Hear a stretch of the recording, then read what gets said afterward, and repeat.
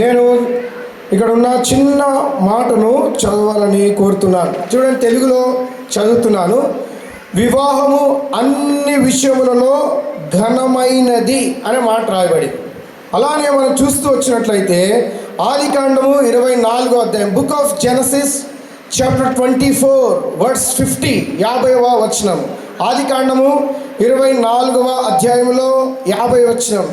The thing has come from the Lord, అనగా ఈ కార్యము యెహోవా వలన కలిగినది అని అక్కడ తెలుగులో రాయబడుతూ వచ్చింది. ప్రియమైన వాళ్ళారా, దేవుడు ఈ యొక్క 2 వచనాలు మన కొరకై దీవించునుగాక. ప్రత్యేకంగా ఈ యొక్క ఆశీర్వాద మాటలు, ఈ యొక్క వాగ్దానాలు ప్రియ సహోదరునికి, ప్రియ సహోదరికి ఎవరైతే ప్రభునందు ఈ దినమున జతపరచబడుతున్నారో వారికి ఎంతో ఆశీర్వాదకరంగా, వారి జీవితకాలం అంతా కూడా వారికి ఎంతో మేలుకరంగా ఉండాలని ప్రభును నేను ప్రార్థిస్తూ ముందుకు వెళ్తున్నాను. చూసినట్లయితే దేవుడు అంటున్నాడు కదా, marriage is honourable above all the things. వివాహం అనేది అన్ని విషయంలో ఘనమైనది. చాలాసార్లు మనం అనుకుంటాం కదా, కొన్ని అంటే సంపన్నవంతులు చూసి వీరి జీవితం ఎంత ఘనంగా ఉంది అనుకుంటారు. కొన్నిసార్లు అనుకుంటాం వారికి ఉన్న ప్రఖ్యాతిని, పేరును, ఉన్న అంతస్తుని, వారికి ఉన్న డబ్బును, ఐశ్వర్యము, లేక వారికి ఉన్న హోదాను బట్టి వీరెంతైనా సంపన్నవంతులు, ఘనమైన వాళ్ళు అనుకుంటాం. అయితే దేవుడు సర్వ సృష్టిని, దేవాది దేవుడు బైబిల్లో చూసినట్లయితే ఆదికాండం 1వ అధ్యాయం 1వ వచనం నుండి అనేకమైన వచనాల్లో రాయబడింది, దేవుడు సృష్టికర్త అయినట్టు వాడు. God is a creator of universe. విశ్వమంతటిని దేవుడు తన యొక్క నోటి వాక్కు చేత, మాటతో సృష్టించాడు. అయితే సృష్టికర్త అయిన దేవుడు ఆయన సాక్ష్యం ఇస్తూ ఆయన పలుకుతూ వచ్చినట్టు మాట ఏంటంటే, ఈ యొక్క వివాహం అన్ని విషయంలో ఘనమైనది. ఎందుకో తెలుసా? ఈ యొక్క వివాహాన్ని దేవుడు జరిగిస్తూ వచ్చాడు. ఈ యొక్క సంఘటన మొట్టమొదటిగా ఆదికాండము 2వ అధ్యాయంలో మనం చూడగలుగుతాం. మనం ఆరంభాన్ని చూస్తూ వచ్చినట్లయితే మీ అందరికీ తెలిసిన మాటలే, అయినా నేను మీకు జ్ఞాపకం చేస్తూ ముందుకు వెళ్ళిపోతున్నాను. సమయాభావాన్ని బట్టి త్వరగానే వెళ్ళిపోతాం. దేవుడు సృష్టి యావత్తును కూడా 6 రోజులు చేస్తూ వచ్చాడు. ఈ యొక్క 6వ రోజు మానవుణ్ణి కలిగేస్తూ వచ్చాడు. అతని పేరు మానవుడు. ఈ యొక్క మానవుని చేశాడు. అతని పేరు ఆదాము. ఆదాముగా ఉన్నట్టు ఈ మానవుణ్ణి దేవుడు మంటిని తీసుకొని ఆ మంటిలో దేవుడు జీవాత్మను వదులుతూ వచ్చాడు. ఆ దినము నుండి నరుడు జీవాత్మయను. ఈ యొక్క మానవుడు దేవుడు కలిగేసిన విధానాన్ని మనం చూస్తూ వచ్చినట్లయితే ఆ యొక్క మానవుడి విషయంలో ఏ పాపము లేదు, లోకంలోనికి పాపం ఇంకా ప్రవేశించలేదు. మానవుడు ఒంటరిగా ఉంటున్నాడు. ఇటువంటి సందర్భంలో దేవుడు ప్రతిరోజు కూడా, ప్రతి సందవేళ కూడా, ప్రతి సాయంత్రం కూడా ఈ మానవుని దేవుడు ఆయన పోలిక చొప్పున, ఆయన రూపంలో కలగజేస్తూ వచ్చాడు. ఈ యొక్క సృష్టిలో మనం చూస్తూ వచ్చినట్లయితే ఇప్పుడు మీరు, నేను, మనం అందరం పీల్చే గాలి, చూసే వెలుతురు, పైన ఆకాశ మండలము, నిలబడుతున్నట్టు ఈ భూమి, ఈ యొక్క పంచస్కందాలు, ఇవన్నీ కూడా దేవుడు లేకుండా కలిగజేయబడలేదు. Without God this creation wouldn't come into the existence.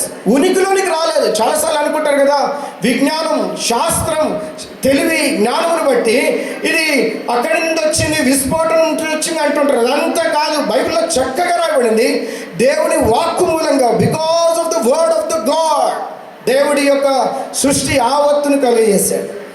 ఆయన కలుగజేసిన తర్వాత ప్రతిరోజు మానవుడితో దేవుడు సహవాసం చేయడం ఆరంభించాడు. ఎంత గొప్ప సంగతి చూడండి. దేవుడు ఎన్నడూ కూడా ఆయన కలుగజేసిన సూర్యుడి దగ్గరికి వెళ్ళి అబ్బురపడలేదు. ఆయన కలుగజేసిన నక్షత్రములు, చంద్రమండలాలు, ఆ యొక్క పాలపుల్లలు, పాలవంతులు, వాటిని చూసి ఆయన అబ్బురపడలేదు. ఆయన కలుగజేసిన జలరాశుల్ని చూసి ఆయన అబ్బురపడలేదు. ఆయన కలుగజేసిన పర్వతాలు, దుర్గాలను చూసి అబ్బురపడలేదు. మానవుడిని చూసి ముచ్చట పడ్డాడు. ఎందుకో తెలుసా? దేవుడు ఈ మనిషిని చేసేటప్పుడు దేవుడు ఏ రూపంలో ఉన్నాడో, దేవుడు ఎలా ఉన్నాడో, దేవుడు ఏ విధంగా ఏ పోలికలో ఉన్నాడో అదే విధంగా మానవుని కలుగజేస్తూ వచ్చాడు. అతనికి ఒక పేరు పెట్టాడు, ఆదాము అని. ఇంగ్లీష్లో అయితే ఆడమ్ అని మనం చూస్తాం. అయితే దేవుడు ఒక దినమున చూస్తూ వచ్చినప్పుడు చూడండి, ఆదికాండము 2వ అధ్యాయం, త్వరగా మనం ముందుకు వెళ్తాం. ఆదికాండము 2వ అధ్యాయం ఒక మాట రాయబడింది. ఇక్కడ చూడండి, ఆదికాండము 2వ అధ్యాయంలో ఒక మాటను మనం చదువుతాం. 20వ వచనం. అప్పుడు ఆదాము సమస్త పశువులను, కాక పక్షులను, సమస్త భూజంతువులను పేర్లు పెట్టెను. అయినను ఆదామునకు సాటి అయిన సహాయము అతనికి లేకపోయిను. దేవుడు ఆలోచించిన సంగతి ఏంటంటే, ఈ యొక్క ఆదాము కొరకు నేను భూమి ఆకాశము సృష్టి యావత్తును అనేది తినడానికి, ఆయన ఉండడానికి, ఆయన నిద్రించడానికి ఒక స్థలము, ఒక వనం ఇచ్చాను, అన్నిటినీ కలుగజేశాను. కానీ మానవుడికి సాటి అయిన సహాయం లేదు. అంటే ఆ ఈక్వలెంట్ హెల్ప్ లేదు, సరిపోయే జోడీ లేదు అని ఆలోచించాడట. ఎవరు? దేవుడు. చాలాసార్లు మనం అనుకుంటాము, మనకున్న కష్టాలు బాధలు బట్టి, మనకున్న ఇబ్బందులను బట్టి, మనకు వచ్చే పరిస్థితులు బట్టి వైవాహ జీవితం మరి జతపరచబడుతున్న దేవుని బిడ్డలు కూడా చెప్పే విషయం ఏంటంటే, వివాహం అయిపోయిన తర్వాత వివాహ జీవితం ఏది పూల పాన్పుగా ఉండదు. ఎవరి జీవితంలో అట్లా ఉండదు. నువ్వు ఏ ట్రంప్ని తీసుకున్నా, ఏ మోడీ గారిని తీసుకున్నా, ఏ మినిస్టర్ని తీసుకున్నా, నువ్వు అనుకున్నట్టు సాఫీగా వెళ్ళిపోదు. అందరి జీవితంలో, ఇన్ ఎవ్రీబడీస్ లైఫ్, ప్రతి ఒక్కరి జీవితంలో ఏదో ఒక అవకతవకలు, చిన్నపాటి విషయాలు వస్తూనే ఉంటాయి. అయితే నువ్వు దాన్ని ఎలా నిలదొక్కుకోగలుగుతున్నావు, ఎలా దాన్ని సరి చేసుకోగలుగుతున్నావు, అవన్నీ దేవుని వాక్యంలో చక్కగా రాయబడ్డాయి. ఇక్కడ చూస్తూ వచ్చినట్లయితే దేవుడు మానవుని గురించి ఎంతగా ఆలోచిస్తున్నాడంటే, ఈ యొక్క ఆదాము వెళ్ళి దేవుడిని ఎప్పుడు అడగలేదు, దేవా నేను ఒక్కడనే ఉన్నాను కదా, ఇంత పెద్ద వనం నాకు ఇచ్చావు కదా, నాకు కావాల్సిన ఫలాలు ఇచ్చావు కదా, నాకు కావాల్సిన వెలుతురుంది, గాలుంది, నీరుంది, నేను బ్రతుకుతున్నాను, నాకు ఇక్కడ అన్నీ ఉన్నాయి అని నాకు ఎవరు లేరే, ఒక స్త్రీని నాకు ఇవ్వని ఎప్పుడు అడిగినట్టు లేదు. God is so mindful of human being or man. దేవుడు మానవుడి గురించి ఎంత పట్టించుకున్నాడంటే, ఈ మానవుడు అడగక ముందే, దేవుడు ఎలాంటి వాడంటే, నువ్వు అడగక ముందే ఇచ్చే దేవుడు, అడిగిన తర్వాత తప్పకుండా ఇస్తాడు. చాలాసార్లు మనం అనుకుంటాం, దేవుడు ఎక్కడున్నాడు, నా జీవితంలో దేవుడు ఉంటే ఎందుకు నన్ను పట్టించుకోవట్లేదు, నా పరిస్థితులు ఎందుకు ఇలా ఉన్నాయి అని అనుకుంటే అవకాశం ఉంది. కాసుమా, దేవుడు నీ గురించి ఎంతగా ఆలోచిస్తున్నాడంటే, నువ్వు అడగక పూర్వమే దేవుడు నీకు అనుగ్రహించేవాడిగా ఉంటున్నాడు. నువ్వు అడిగిన తర్వాత ఇంకా ఖచ్చితంగా అనుగ్రహిస్తాడు. అయితే ఆదాముకు సాటైన సహాయాన్ని దేవుడు కలుగజేశాడు. ఆ సహాయం పేరే హవ్వ అని చూస్తాం బైబిల్లో. ఆదామునకు గాఢమైన నిద్ర కలుగజేసి, ఆయన ప్రక్కటెముకలలో ఒక ఎముకని తీసి, ఆ ఒక ఎముక ద్వారా స్త్రీని కలగజేశాడు ఈ దేవుడు. ఇది వినడానికి ఆశ్చర్యమైన సంగతి, అద్భుతమైన సంగతి. మానవుని యొక్క గ్రోచరానికి అర్థం పట్టదు. ఇది మానవుని యొక్క గ్రహింపు, మానవుని యొక్క తెలివితేటలతో దేవుని సంబంధమైన సంగతులు మానవుడు గ్రహించలేదు. కానీ నువ్వు నమ్మితే నువ్వు గొప్ప కార్యాలు చేస్తావు. దేవుడు యొక్క ప్రణాళిక ఎంత ఉన్నతంగా ఉందంటే, వీరి విషయంలో దేవుడు ఆదాముకు కావలసినవన్నీ ఇచ్చిపోవడమే కాదు, సాటైన సహాయం ఇచ్చాడు. అరే ఈరోజు ఈ యొక్క మధ్యాహ్నం వేళ సమయంలో మరి ప్రియ సహోదరుడు చైతన్య గారికి, ప్రియ సహోదరి మరి సౌందర్య గారిని దేవుడు సాటైన సహాయంగా ఇస్తున్నాడు. అన్ను బట్టి మనం అంత సంతోషంగా ఇక్కడికి వచ్చాం. వారు ప్రభునందు జతపరచబడి అంటున్నారు. వారికి మీద నుండి భార్యాభర్తలుగా ఒక కుటుంబంగా ఉంటున్నారు. అయితే మనము చూసుకోవలసిన విషయం ఒక 3 విషయాలు, లేక 4 విషయాల కంటే నేను ఎక్కువ పంచుకోను. ఈ యొక్క 3 విషయాలు మనం చూద్దాం. అసలు వైవాహిక జీవితం దేవునిలో మనం ఎలా కట్టుకోగలమని చూస్తూ వచ్చినట్లయితే, బైబిల్లో ఒక చక్కని వ్యక్తి ఉంటున్నాడు. అతని పేరు అబ్రహాము. ఆయన మంచి విశ్వాసి. ఇలాంటి విశ్వాసంగా విశ్వాసులందరికీ తండ్రి అని పేరు పొందినట్టు వ్యక్తి ఎవరు? అబ్రహాం. ఈ యొక్క అబ్రహాం పరిస్థితి మనం చూస్తూ వచ్చినట్లయితే ఆదికాండము 12వ అధ్యాయం అక్కడ రాయబడుతూ వచ్చింది, అకస్మాత్తుగా without any expectation, without any thinking, ఒకరోజు దేవాది దేవుడు తన స్వరం వినిపించి అబ్రహామును పిలిచి అబ్రహాంకు ఒక మాట చెప్తూ వచ్చాడు. చూడండి, ఆదికాండం 12వ అధ్యాయం, బుక్ ఆఫ్ జెనసిస్ చాప్టర్ 12. అక్కడ ఏం చెప్తున్నాడు? ఆదికాండము 12వ అధ్యాయం గమనించండి. బైబిల్ ఉన్నవారు బైబిల్ తెరిచి చూడండి. యెహోవా, నీవు లేచి నీ దేశం నుండి, నీ బంధువుల యొద్ద నుండి, నీ తండ్రి ఇంటి నుండి బయలుదేరి నేను నీకు చూపించు దేశమునకు వెళ్ళుము. దేవాది దేవుడు ప్రత్యక్షమై ఆయనతో మాట్లాడి అన్నాడు కదా, అబ్రాహ్మా. ఆ రోజు అబ్రాహాము కాలేదు, ఆయన కానీ పేరు మారలేదు, అబ్రాహాముగా ఉన్నాడు. దేవుడు ఏమంటూ ఉంటున్నాడంటే, అయ్యా నువ్వు లేచి నీ స్థలాన్ని విడిచిపెట్టు, నువ్వు ఉన్న చోటుని విడిచిపెట్టు, నీ బంధువులను విడిచిపెట్టు, నీకున్న సమస్తాన్ని విడిచిపెట్టు. మరి నేను ఎక్కడికి వెళ్ళాలి? నేను చూపించే స్థలమునకు వెళ్ళు అన్నాడు. ఆ స్థలం పేరు దేవుడు ఇంకా అక్కడ చెప్పినట్టుగా బైబిల్లో రాయబడలేదు. ఆయన ఎన్ని గంటలకు వెళ్ళాలో తెలియదు, ఏం తీసుకెళ్లాలో చెప్పడం లేదు, ఎవరిని తీసుకెళ్ళకూడదు అని చెప్తున్నాడు, కానీ ఏం తీసుకెళ్లాలో కూడా ఏం ప్రస్తావించలేదు. కానీ అబ్రహాము విశ్వాసం ఎంత శ్రేష్టమైందంటే without asking single question to the God. మనమైతే ఒక్కొక్కసారి ఏదైనా పని చేయమన్నప్పుడు ఎవరైనా పైన మనకు పని అప్పగించినప్పుడు, అది ఆఫీసే కానీ, ఇంటి దగ్గరే కానీ, భార్యాభర్తల విషయం కానీ, సంఘ విషయం కానీ, మందిరంలో కానీ, చాలాసార్లు మన పైన వారు ఏదైనా మనకు ఒక మాట చెప్తే దాన్ని కూలంకషంగా మనకు అనుకుంటాం. ఎందుకు చెప్పాడు, దేనికి చెప్పాడు, ఎలా చేయాలి, ఎప్పుడు చేయాలి. కానీ అబ్రహాము దేవుడి పట్ల తనకి ఎంత విశ్వాసం ఉందంటే దేవుడు వెళ్ళమనగానే బయలుదేరాడు. అలాంటి మంచి విశ్వాసం కలిగినట్టు వాడు. అబ్రహాముకు సారా అనే ఆమె భార్యను దేవుడు ఇస్తూ వచ్చాడు. వీరిద్దరూ కలిసి ఒక కుమారుని కంటూ వచ్చారు. ఆయన పేరే ఇస్సాకు. మనం ఇస్సాకు గురించి కొంత ధ్యానం కలిగి ఉండాలని కోరుతుంటున్నాం. చూడండి, ఈ యొక్క అబ్రహాము ఇస్సాకును మరి ఇస్సాకు విషయంలో తనకి వివాహం జరిగించాలనే ఆలోచన కలిగినప్పుడు, అతనికి పెళ్లి చేయాలనే ఆలోచన కలిగినప్పుడు ఆయన తీసుకున్న నిర్ణయాన్ని చూస్తూ వచ్చినట్లయితే మొట్టమొదటిగా అతని కింద ఉన్న ఒక దాసుని పిలిచాడు. అప్పటికి అబ్రహాము యొక్క భార్య అనగా ఇస్సాకు గారి తల్లి చనిపోతూ వచ్చింది. మరి అప్పటికే ఆయన బహువృద్ధాప్యంలో ఉన్నట్టుగా ఆదికాండము 24వ అధ్యాయం మొదటి 4 వచనాలు మీరు చూసినట్లయితే అబ్రహాము వయస్సు మళ్ళీపోయింది, ఒక వయస్సుకు వచ్చేసాడు. ఇంకొక మాటలో పండు ముసలివానిగా అయిపోయాడు.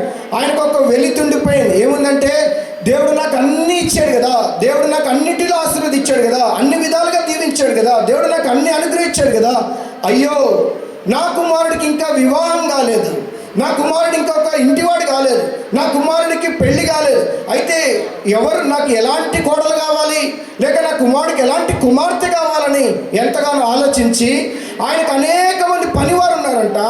పెద్ద దాసుడు అని రాయబడింది బైబిల్లో. అతను పిలిపించి, అయ్యా నీవు వెళ్ళి ఇక్కడ కాదు, అప్పటికైనా ఎక్కడ ఉంటున్నాడంటే కానాను దేశంలో అంటున్నాడు ఈ దేశంలో ఉన్నవారు కాదు కానీ నా బంధువుల ఇంటి నుండి, మరొక మాటలో దేవుణ్ణి ఎరిగిన కుటుంబంలో నుండి నా ఇంటికి కోడలు కావాలి, నా కుమారుడైన ఇస్సాకుకు భార్య కావాలి అనే అర్థం ఇచ్చేటట్టుగా చెబుతూ వచ్చాడు. ఆ మాట విన్నట్టు ఈ యొక్క పెద్ద దాసుడు చూడండి, బైబిల్లో అది చదువుతూ వచ్చినప్పుడు ఎంతో అమోఘంగా ఉంటుంది. మనం చూస్తూ వచ్చినట్లయితే Abraham requested for the right daughter in law at his home, into his home.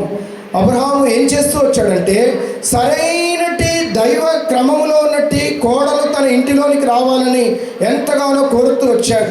అలానే ఈ యొక్క మధ్యాహ్నమైన సమయంలో మా యొక్క ప్రియ సహోదరి సౌందర్య గారు దేవుడి యొక్క చిత్తాన్ని బట్టి సహోదరుని వివాహమైతూ మరి ఆమె పెళ్ళాడుతున్నారనే సంగతి నేను రూఢిగా నమ్ముతున్నాను. ఎందుకంటే బైబిల్ సెలవిస్తుంది, ఇది యెహోవా వలన జరుగుతున్న కార్యం, వివాహం అన్ని విషయములలో ఘనమైనది, దేవుడు దీన్ని ఘనంగా ఇచ్చాడు. చాలాసార్లు మనమేమనుకుంటాం అంటే ఈ యొక్క హైదరాబాద్ తెలంగాణ కానీ లేక ఆంధ్రాలో కానీ వివాహం అంటే మనం అనుకునేది ఏంటంటే పాటలు ఉండాలి, ఆటలు ఉండాలి, మందు ఉండాలి, సౌండ్ ఉండాలి, బరాత్ ఉండాలి, లేకపోతే పెళ్ళే కాదు కదా. అలా లేకుండా చక్కగా అలా పెళ్ళిళ్ళు ఇంతమందిని చూసాం, నేను కూడా చిన్నప్పటి చూస్తూనే ఉన్నాం. అలా అంగు ఆర్భాటంతో పెళ్లి చేసుకొని 3 నెలలకే విడిపోయిన వాళ్ళు, 6 నెలలకే విడిపోయిన వాళ్ళు, అనేకమైన కోట్ల చుట్టూ తిరిగే వాళ్ళు చాలామంది ఉన్నారు. నీకెట్టో తెలుసయ్యా అంటారేమో. చిన్నప్పుడు చూసానని కాదు, కానీ ఇప్పుడు నేను చేసే ఆఫీస్ కూడా ఏపీ సీఎం ఆఫీస్లో చేస్తాను. నేను అసిస్టెంట్ సెక్షన్ ఆఫీసర్గా చేస్తాను, గ్రూప్ 2 ఆఫీసర్గా చేస్తాను. ఇంతమంది వస్తారు మా దగ్గరికి, ఇంతమంది వచ్చి కోర్టు కేసులు చూస్తూ ఉంటాం. ఈ కోర్టు కేసులు అన్నింటిలో జరిగేవే. ఏంటంటే ఫస్ట్ అపీరెన్స్, బయట కనపడడానికి సాఫ్ట్వేర్ సమ్ ఆఫ్ ద కంపెనీలో వర్క్ చేస్తుంది, కొన్ని లక్షలు వస్తున్నాయి, అయిపోయి చేసేసుకున్నావు. తర్వాత వస్తుంది after 6 months, after 5 months, after 8 months, అప్పుడు తెలుస్తుంది. Without the will of God, దేవుడి యొక్క ఉద్దేశం లేకుండా, నువ్వు సరైన క్రమంలో దేవుడి చిత్తాన్ని తెలుసుకోకుండా నువ్వు ఎలా ఎవరిని వివాహం చేసుకున్నా అది ఎంతైనా నీకు ఇబ్బందికరమే, అది నీకు ఆశీర్వాదకరంగా ఉండదు. అయితే వీరిద్దరి విషయంలో I believe strongly God has a great plan. దేవుడి ఉద్దేశ ప్రకారంగా వారు జతపరచబడుతున్నారని నేను నమ్ముతున్నాను. అబ్రహాం విషయంలో అదే, ఆయనకి కావలసిన ఆస్తిపాస్తులు ఉన్నాయి. బైబిల్ అంటే ఇక్కడ సమయం లేదు కానీ నాకు చెప్పడానికి, భూమికి బరువైందంట. ఏంటి? ఆయన ఆస్తిని మోయడానికి భూమికి బరువైంది. ఎంత సంపన్నవంతుడు, కోట్ల ఆస్తిపరుడు యొక్క అబ్రహాము ఏం కోరుకున్నాడంటే, మనమైతే ఇలా ఉంటే నాకు నా స్థాయికి దగ్గర ఉన్నాను, నేను ఎంపీని అయితే ఎంపీ కుమార్తె కావాలి, నేను ఎమ్మెల్యే అయితే ఎమ్మెల్యే కుమార్తె కావాలి, సీఎం అయితే సీఎం కుమార్తె కావాలి. అది కాదు అబ్రహాం అనింది. అబ్రహాం అడిగింది ఏంటంటే, దైవ క్రమం కలిగిన గుణవతి అయిన భార్య దొరుకుట బహు అరుదు అని బైబిల్ చెప్తుంది. అంటే గుణము కలిగిన భార్య దొరకడం చాలా తక్కువైపోయింది ఈ రోజుల్లో. అయితే అబ్రహాము కోరికను దేవుడు విన్నాడు. దేవుడు అబ్రహాం కోరికను అంగీకరించాడు. తన పెద్దదాసుడైనట్టి ఈ యొక్క ఎలియాజరు ద్వారా దేవుడు ఆ దినమున ఆ యొక్క వ్యక్తికి రెబ్కా అనే మంచి చక్కని యవనస్త్రాల్ని చూపిస్తూ వచ్చాడు. మీరు ముందుకు వెళ్తూ వచ్చినట్లయితే ఈ యొక్క దాసుడు ఏం చేశాడంటే, ఆ దినాల్లో, ఈ రోజులు అంటే మనకు మ్యారేజ్ బ్యూరోలు వచ్చినాయి, లేక మ్యారేజ్ అంబాసిడర్స్ అంటారు. వీళ్ళు మధ్యవర్తులుగా ఉండి అటు ఇటు మాట్లాడి అంతా కుదిర్చి ఏం చేయాలో ఎట్లా చేయాలో అన్నీ చెప్తుంటారు. ఆ రోజుల్లో బైబిల్ కాలంలో, ఆ రోజుల్లో బైబిల్ కాలం సంగతి ఒక 50 సంవత్సరాలు 40 సంవత్సరాల క్రిందట ఇవన్నీ ఎక్కడున్నాయి? ఇంత టెక్నాలజీ ఎక్కడుంది? ఈ వాట్సాప్, ఫేస్బుక్ ఇవన్నీ ఎక్కడున్నాయి? లేవు. మధ్యవర్తులు ఉండేవారు. వారు చాలా పెద్ద మనసు చేసుకొని మంచిగా నిలబడి ఆ వివాహ కార్యాలు జరిగేంత వరకు నిలబడేవారు. అయితే ఇక్కడ పెద్ద దాసుడుగా ఉన్నట్టు ఎలియాజరు ఆయన ఏం చేస్తూ వచ్చాడంటే, అయ్యా, నా యొక్క యజమానుడు అబ్రహాము పని నాకు అప్పగిచ్చాడు, నాకు దేవుడి సంబంధమైన దేవుని యొక్క చిత్తములో ఉన్న మరి ఒక కన్యకను నాకు చూపించమంటే దేవుడు ఆయనకు మంచి మరి యొక్క కన్యకను చూపిస్తూ వచ్చాడు. ఆ అమ్మాయి పేరే రెబ్కా. మొదటిగా అబ్రహాం రిక్వెస్ట్ అని చూస్తాం, అబ్రహాం యొక్క విన్నపం. రెండవదిగా అబ్రహాము దాసుడు యొక్క ప్రయాణం చూస్తున్నాం. ఆ ప్రయాణంలో ఆయన ఒంటెలు కొంతమంది దాసులను పెట్టుకొని ఆ కానాను నుండి వేరొక ప్రాంతానికి వెళ్ళాడు. అక్కడికి వెళ్ళిన తర్వాత ఆయన అనుకున్నాడు, దేవుడు ఏదైనా గుర్తు చూపిస్తే బాగుండేమో అని. చాలాసార్లు మనము దేవుని యొక్క చిత్తాన్ని ఎలా ఎరుగుతామంటే, God will speak in many ways. దాంట్లో ఇప్పుడు మనకు అర్థం అవడానికి దేవుడు మనకు పరిశుద్ధ గ్రంథమైన బైబిల్ ఇచ్చాడు. దేవుడు దీని ద్వారా మాట్లాడతాడు. నా జీవితంలో కూడా అనేక సందర్భాల్లో అనేకమైన పరిస్థితులు వచ్చినప్పుడు దీన్ని చదివినప్పుడు దేవుడు ఆదరణ ఇచ్చాడు. దేవుడు మాట్లాడేవాడు, దేవుడు ఆదరించేవాడు. God is a comforter, God who speaks to us directly through this word. దేవుడు తన వాక్యంతో మాట్లాడతాడు. ఈ యొక్క అబ్రహాం పెద్ద దాసు ఎప్పుడైతే ఆయన ప్రయాణమై ఆయన ప్రయాణానికి సిద్ధపడి ఆయన దగ్గర ఉన్న కొన్ని ఒంటెలను తీసుకొని కొంతమంది పనివారిని తీసుకొని వెళ్ళాడో, అక్కడ ఒక ఊరికి వచ్చి బావి దగ్గర నిలబడి అనుకున్నాడంట, దేవా, నా యజమానుడు దేవా, నేను ఇక్కడికి వచ్చాను, ఇప్పుడు ఏ ఊరిలో ఎక్కడెళ్ళి నేను ఎతకాలి? ఎవరు నాకు ఇక్కడ తెలీదు. ఈ యొక్క బావి దగ్గరికి ఎవరైతే మొట్టమొదటిసారి వచ్చి నాకు నీళ్ళు ఇచ్చి, అంటే బావిలో నుండి కడవతో తోడి నాకు మంచినీళ్ళు తాగడానికి ఇచ్చి, మరి ఎవరైతే నన్ను అలా ఆహ్వానిస్తారో లేదా పలకరిస్తారో ఆ యొక్క కన్యక లేదా స్త్రీ, దేవుడు మరి కోరుకున్న బిడ్డ, లేకపోతే ఈ వివాహానికి సరిపోయిన జోడు అని ఆయన ఒక గుర్తు పెట్టుకున్నాడు. దాన్నే దేవుని చిత్తం అంటారు, లేక దేవుని చిత్తం కనుగొనుట అంటారు, దేవుడు ఉద్దేశం ఎరగట అంటారు. ఆయన ఆ రోజు అలా చూస్తూ వచ్చినప్పుడు అక్షరాలుగా దేవుడు ఆ విషయంలో అలానే చేస్తూ వచ్చాడు. ఆయన మోకాళ్ళ నుండి ప్రార్థన చేస్తూ రాగానే ఒక చక్కని అందమైనటి మరి ఇస్సాకుకు సరిపోయే జోడి, ఆమె పేరు రెబ్కా, ఇస్సాకు యొక్క భార్య. ఆమె అక్కడి నుండి వచ్చింది. చూడగానే ఆయన పరిగెత్తుకెళ్ళి ఈ యొక్క దాసుడు అడిగాడు, అబ్రహాము పెద్ద దాసుడు అడిగాడు, అమ్మ, నేను చాలా దూరం నుంచి ప్రయాణమై వచ్చాను, నేను దప్పిగా ఉన్నాను, నువ్వు నాకేం చేయగలవా అంటే, అక్కడ బైబిల్లో రాసిన సంగతి ఏంటో తెలుసా? అతనికే కాదు మంచినీళ్ళు ఇచ్చింది ఆమె ఒంటెలన్నిటికీ ఇచ్చిందంట. ఒంటెలన్నిటికీ ఇచ్చిందంట. మనకి ఇప్పుడున్న అంటే నాట్ కామెంటింగ్ ఆన్ ఎనీబడి, ఎవరి మీద నాకేమి I'm not playing any critics అంటారు కదా, క్రిటిక్స్ ప్లే చేస్తున్నాడు, అది కాదు. ఇక్కడ చూస్తూ వచ్చినట్లయితే హాస్పిటాలిటీ, ఆతిథ్యం ఇవ్వడంలో రెబ్కాను మించినది బైబిల్ ఎక్కడా లేదు. ఎందుకో తెలుసా? ఆమె వెంట వచ్చిన వారికి నీళ్ళు ఇవ్వడమే కాదు, వచ్చిన వ్యక్తి ఒంటెలకు నీళ్ళు ఇవ్వడమేదండి. ఒక ఆడామె బావిలోంచి నీళ్లు తోడాలి, ఎంత కష్టమైన పని. నీళ్లు తోడి ఒక వ్యక్తికి ఇవ్వడమే కాదు, అక్కడ ఆయన కొరకు వచ్చిన దాసులకి, దాసిమరులకు, అక్కడ ఆయనతో కూడా వచ్చిన ఆ పశువులు కూడా నీళ్ళు పోసిందంట. అది రైట్. మన సంస్కృతిలో చెప్తుంటారు కదా, భారతదేశంలో ఎక్కువగా మాట్లాడుకున్నప్పుడు మనం చెప్తే వినే మాట ఏంటంటే, మనం ఇచ్చే మర్యాద బహుశా ఫారెన్లో ఎక్కడ చూడం. ఫారెన్లో మనం ఒకరి ఇంటికి పోవాలంటే నువ్వు ముందే చెప్పాలి, మేము మీ ఇంటికి వస్తాం, మేము 1 గంటలకు వస్తాం, నువ్వు 1 గంటల పోతే 1:30కి వస్తాను ఇష్టపడదు. నువ్వు ఎందుకు ఈ టైంకి వచ్చావు అన్నట్టు చూస్తారు.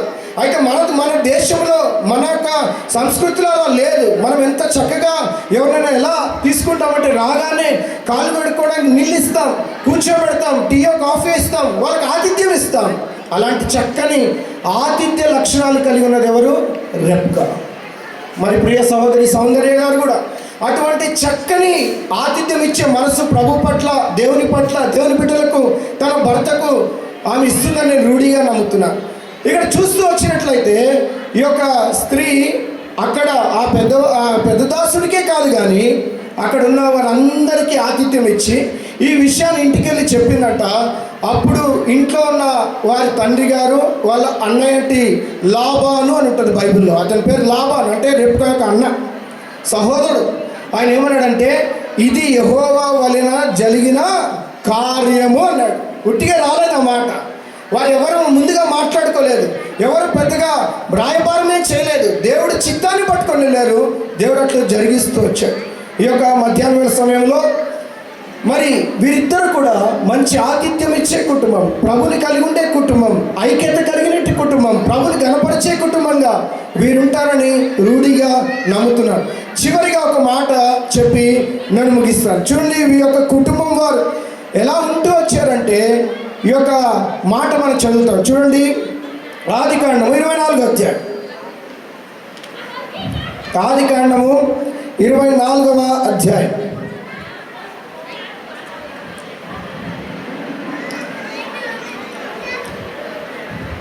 67వ వచనం. Genesis chapter 24 verse 67. ఇస్సాకు తల్లైన సారా గుడారములోనికి ఆమెను తీసుకొని పోయాను. అతడు రిబ్కాను పరిగ్రహింపగా ఆమె అతనికి భార్య అయ్యను. అతడు ఆమెను ప్రేమించెను. అప్పుడు ఇస్సాకు తన తల్లి విషయమై దుఃఖ నివారణ పొందెను. ఇక్కడ ఒక 2 విషయాలు రాయబడ్డాయి. ఫస్ట్ అంటే మొదటిగా రెబ్కాని చూడలేదు, మొదటిగా ప్రేమించలేదు. ఇప్పుడున్న ట్రెండ్ ఏంటంటే, ఇప్పుడున్న బయట అలవాటు ఏంటంటే, ఇప్పుడున్న పరిస్థితి ఏంటంటే, ఫస్ట్ లవ్ సెకండ్ మ్యారేజ్. మొదటిగా ప్రేమ, తర్వాత పెళ్ళి. కానీ బైబిల్లో దేవుడు మనకి ఏం నేర్పిస్తాడో చక్కని క్రమం నేర్పించాడు.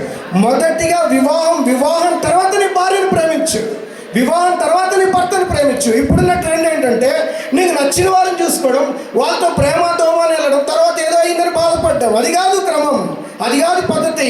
నీ చదువు, నీ సంస్కారం ఎటు తీసుకుంటుందో చూడు, నీకు నేర్పించిన నీ తల్లిదండ్రులు ఏం బోధించారో చూడు.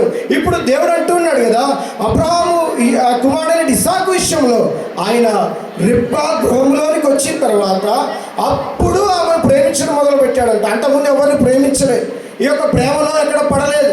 వివాహం అయిన తర్వాత భార్యను ప్రేమించాడు కానీ ముందు ఎవరిని ప్రేమించలేదు. ఎంత చక్కని మాట.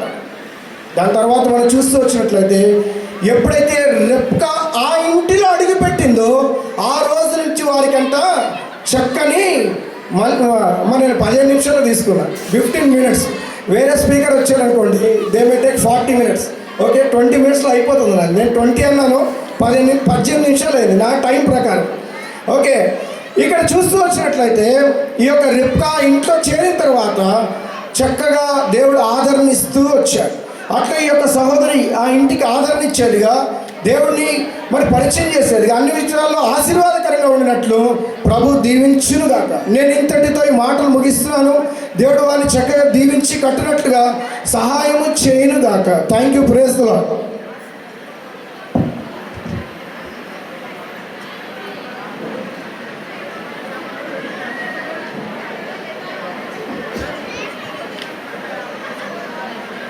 దయచేసి విన్న వాక్యం చైతన్య సౌందర్య వారి యొక్క హృదయంలో, వారి యొక్క కుటుంబ జీవితం వర్ధిల్లాలి, దీవించబడాలి, ఆశీర్వదించబడాలి అంటే యేసు చెప్పిన మాట మత్తయి సువార్త 7:24. ఇప్పుడు ఏదైతే వాక్యం విన్నామో, ఈ నా మాటలు విని ఇప్పుడు ఏ మాటలు అయితే విన్నారో ఆ మాటలు విని వాడు చెప్పున చెయ్యి ప్రతి వాడును బండ మీద కట్టుకున్న బుద్ధిమంతుని పోలి ఉంటాడు. కాబట్టి మీ కుటుంబము చిక్కు చెదరదు. ఇప్పుడు ఏ వాక్యం అయితే విన్నామో, రిబ్కా ఇసాకు కుటుంబం ఎట్లయితే దీవించబడిందో, ఆశీర్వదించబడిందో, ప్రార్థన పూర్వకంగా దేవుని యొక్క చిత్త ప్రకారంగా ఆ కుటుంబం కట్టబడుతూ వచ్చిందో, అది ఎంతో దీవెనకరంగా, అనేకులకి ఆశీర్వాదకరంగా కుటుంబంలో చక్కని అభివృద్ధిని మనం చూస్తూ వచ్చాం. కాబట్టి విన్న ఈ మాటలను మీ హృదయంలో భద్రపరుచుకొని మీరు క్రీస్తు అనే బండ మీద మీ నూతన కుటుంబాన్ని మీరు కట్టుకుంటే మీ కుటుంబం చెక్కు చెదరదు, దీవించబడుతుంది, ఆశీర్వదించబడుతుంది. అభివృద్ధి అనేది దేవుడి చేత మీరు చూస్తారు. దేవుడు ఆ విధంగా దీవించాలని సామ్యుల్ అన్న గద్వేల్ నుండి వచ్చిన దైవ సేవకులు ప్రార్థించాలని మనం చేస్తూ ఉన్నాం. తర్వాత ప్రమాణంలోనికి వెళ్దాం. వారి యొక్క దేవుని సన్నిధిలో జీవం గల దేవుని ఎదుట, ప్రజల ఎదుట, వారి బంధువుల ఎదుట ప్రమాణం చేస్తారు. తర్వాత పెళ్ళి చివరి వరకు వచ్చేస్తుంది, తర్వాత ముగించబడుతుంది. ప్రార్థన చేసుకుంటాం.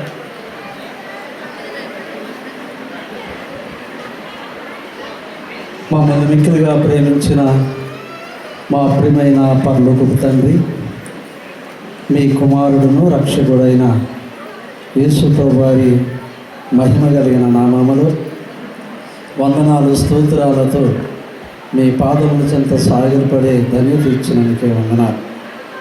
ఇక్కడ ప్రభువా, మా ప్రియులు ఇద్దరు యవనస్తులు వారు రాబోయే దినాల్లో వారి గృహమును కట్టుకోవటానికి దైవ జనుల సమక్షములో, పరిశుద్ధుల సంఘం సమక్షములో, బంధుమిత్రులు, ప్రభా ఊరి వారు సమక్షములో వారు భార్యాభర్తలుగా ఉండటానికి వారు నిర్ణయించిన ప్రకారంగా ఈ దినాన్న వారు ప్రమాణాలు చేయటానికి సిద్ధపడుతుండగా వారిని దీవించండి.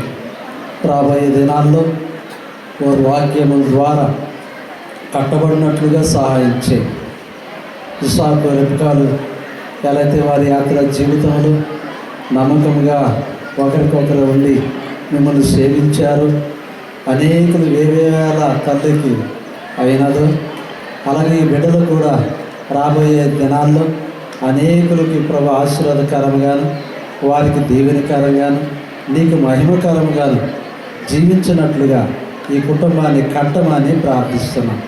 ఈ నా మాటలు విని వాటి చొప్పున చేయ ప్రతి వాడును అనే మాటను వారు జ్ఞాపకం చేసుకొని, దేవా వారి చేతిలో ఉన్న పరిశుద్ధ లేఖనాలు నిత్యము ధ్యానించేవారిగా చేయండి.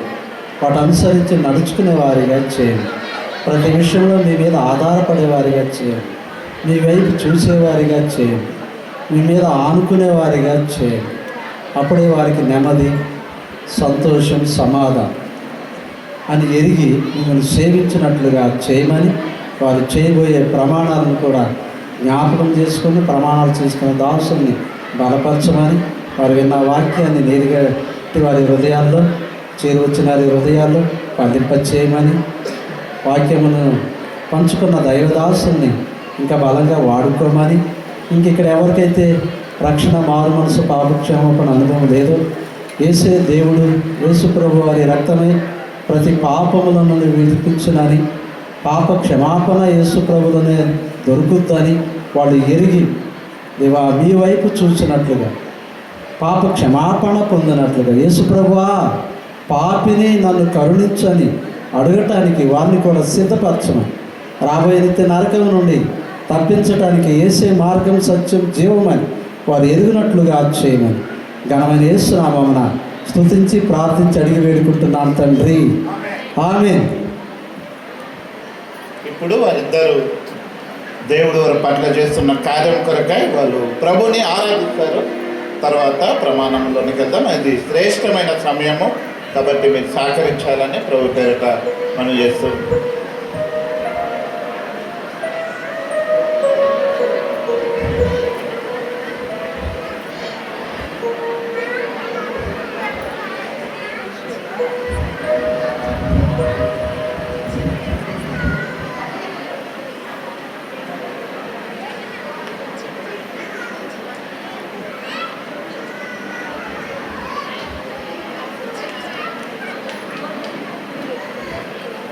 నన్ను మిక్కిలిగా ప్రేమించిన ప్రియ పర్వకపు తండ్రి, అయ్యా తండ్రి, మొదటి నుంచి ఇప్పటి వరకు నన్ను కాచి కాపాడినందుకు నీకు ఎంతో వందనాలు చెల్లిస్తున్నాను తండ్రి.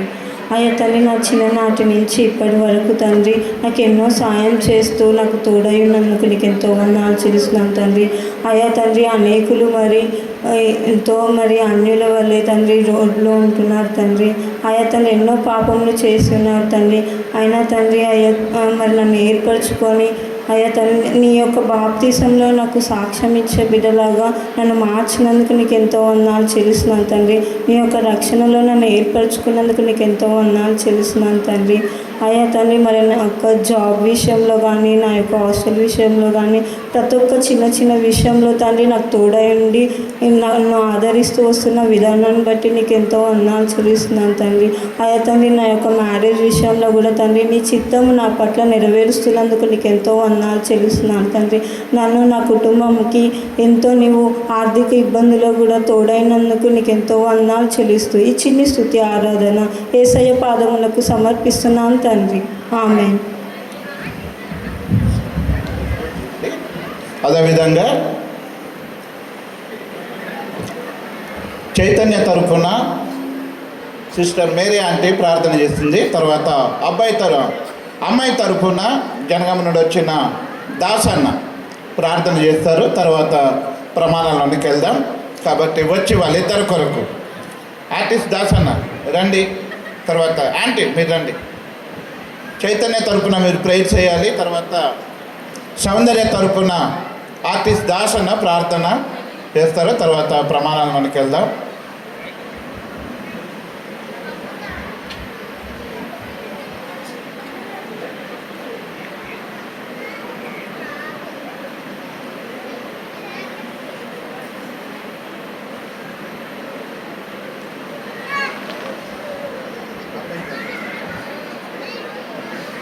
పరిశుద్ధమైన తండ్రి, మా ప్రియమైన దేవ, నీ పాదములకు స్తోత్రములు తండ్రి. ఈ మధ్యాహ్నం వేళ ప్రభువా, ప్రియ బిడ్డ చైతన్య కొరకు ప్రార్థిస్తున్నాను.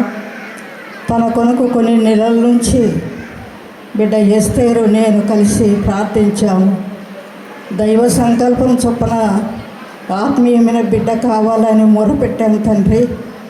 నీవిచ్చినటువంటి ప్రభువా సౌందర్య కొరకు ప్రార్థిస్తున్నాను. ఆ బిడ్డ నీళ్ళలో సారా వలె, రెబకా వలె, పరిశుద్ధ స్త్రీల వలె తన జీవితము, తన సాక్ష్యము మా ప్రభా సంఘములో భర్త ఎడల, కుటుంబం ఎడల నమ్మకమైన జీవితం జీవించి నీకు యథార్థమైన బతుకుటకు సహాయించి అన్ని విషయాల్లో తోడయుండు. సంతాన అభివృద్ధి కూడా దయచేయి. ఆత్మీయ కొదవలు కొరత లేకుండా స్థిరపరచు.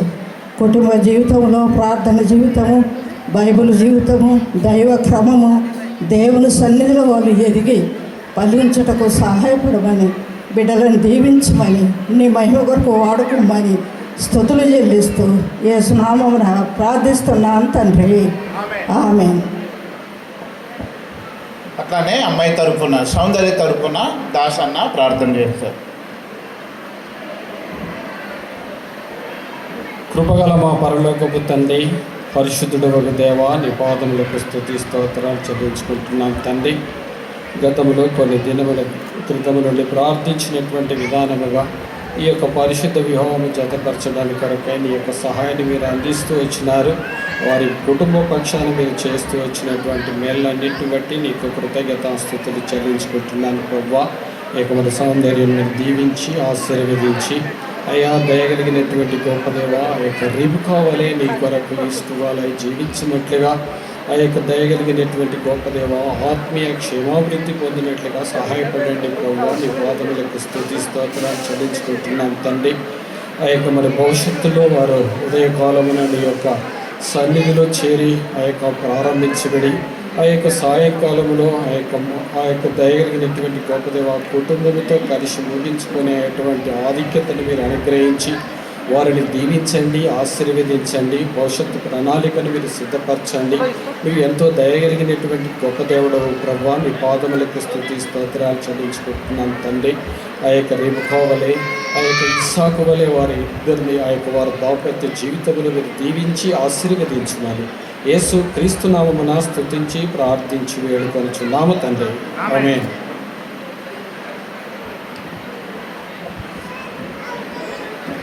ఇప్పుడు అతి శ్రేష్టమైన సమయము. వారు జీవం గల దేవుని సన్నిధానంలో, దేవుని యొక్క సమక్షంలో వారు ప్రమాణాలు చేస్తారు.